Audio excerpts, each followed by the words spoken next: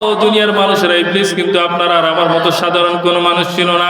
ইবলিস জিন জাতির বংশধর ছিল, আর ইবলিস জ্ঞানী ছিল, অনেক বড় আলেম ছিল। শুধু আলেম বললে ভুল হবে, আর বিল্লাহ ছিল, আল্লাহকে খুব ভালো করে চিনে, আল্লাহর গুণাবলী সম্পর্কে খুব ভালোভাবে জানে, আল্লাহর সিফাত সম্পর্কে খুব ভালোভাবে জানে, আল্লাহর শক্তি সম্পর্কে খুব ভালোভাবে জানে।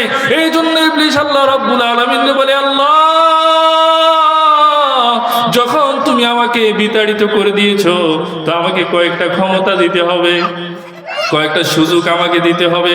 দেখেন, এই কিন্তু সবকিছু জানে আল্লাহ কি দিতে পারে না পারে। আল্লাহ রাব্বুল আলামিন বলে, যা দিয়া দিলাম। ইবলিস বিতাড়িত হয়ে গেল। আদম আলাইহিস সালাতু ওয়াস সালামকে আল্লাহ রাব্বুল আলামিন শ্রেষ্ঠ বানায় দিলেন, ফেরেশতাদের উপরে শ্রেষ্ঠত্ব দিলেন, জিন জাতির উপরে শ্রেষ্ঠত্ব দিলেন, 18,000 মাখলুকাতের উপরে শ্রেষ্ঠত্ব দিলেন। ও দুনিয়ার মানুষেরা, আমরা আদম সন্তান, আমরাও আল্লাহ রাব্বুল আলামিনের দেওয়া সেই শ্রেষ্ঠত্বের মালিক, বলেন ঠিক কিনা?